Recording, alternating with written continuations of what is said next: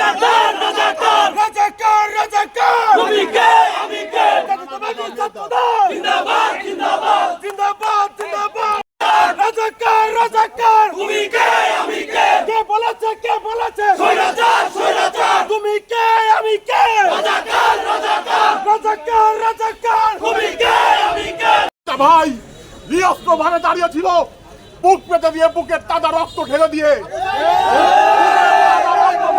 আবু সাইদ সহ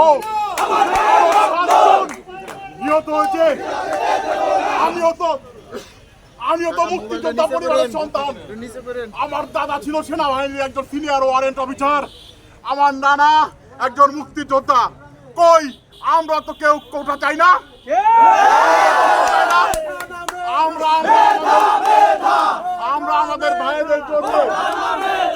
আমরা আমাদের ভাইদের জন্য লড়াই করে যাচ্ছি বুকের তাজা রক্ত দিয়ে।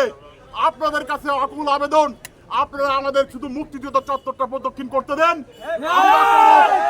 আমরা কোনো অহিংস, আমরা কোনো ভায়োলেন্স, আমরা কোনো ভাঙচুর এ পর্যন্ত অতীতেও করি নাই।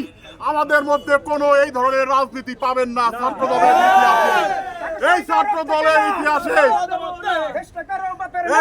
দলের ইতিহাসে কখনো অপরাজনীতি, অপসংস্কৃতি, ভাঙচুর, জ্বালাও পোড়াও করে নাই, বরং ছাত্রলীগ যুবলীগ জ্বালাও পোড়াও করে আমাদের উপরে জোর চাপিয়ে দিয়েছে।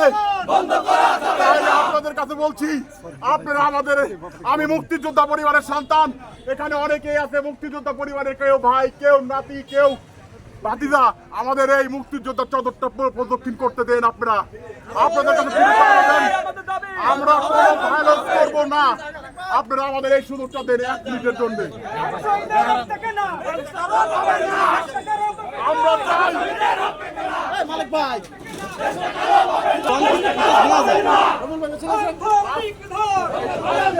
আমাদের ভাইদের উপরে এই ছাত্রলীগ যুবলীগ যেভাবে হামলা করেছে, যেভাবে নিহত করেছে, আজকে রাজবাড়ী জেলা ছাত্র দল সর্বোচ্চ ভাবে রাস্তা নেমেছে।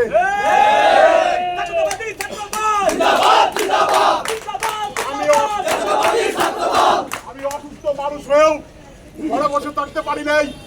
ওই রংপুরের আবু সাইদ যখন নিরস্ত্র ভাবে বুকের তাজা রক্ত দিয়ে বুক পেতে দিয়ে গুলি খেয়ে মারা গেল, একটা বিবেকবান মানুষ, একটা যে কোনো মানুষ যদি মানুষের হৃদয় তার বুকে একটা মানুষ, একমাত্র পশু যদি না হয়, কোনো বিবেকবান মানুষ ঘরে বসে থাকতে পারে না। ঠিক তেমনি আমরা রাস্তায় নেমে এসেছি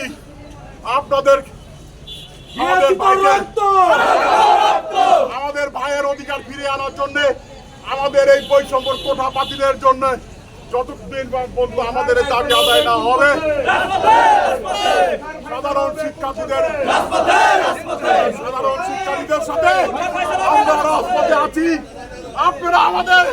আমরা মুক্তিযোদ্ধা পরিবারের সন্তান। আপনাদের কাছে বিনীত অনুরোধ, প্রশাসনের ভাইয়েরা, আপনারা আমাদেরকে সহযোগিতা করুন। আমরা আপনাদেরকে কখনো ভাঙচুর করি নাই, কোনো ভায়োলেন্স করি নাই। আমাদের মুক্তিযোদ্ধা চত্বরটা প্রদক্ষিণ করতে দিন। মুক্তিযুদ্ধ চতুর্থ প্রদক্ষিণ করলেন। আমরা এই চতুর্থ আমাদের এই প্রদক্ষিণ শেষে আমরা ঘরে ফিরে যাব। আপনাদের কাছে কমিটমেন্ট করলাম। আমাদের বন্ধু স্যার আসছেন, আরো আপনারা যারা আসছেন উদ্বোধন কর্মকর্তা, আপনারা একটু বিবেচনা করুন, বুকে হাত দিয়ে বলতে পারুন আমরা কি অযৌক্তিক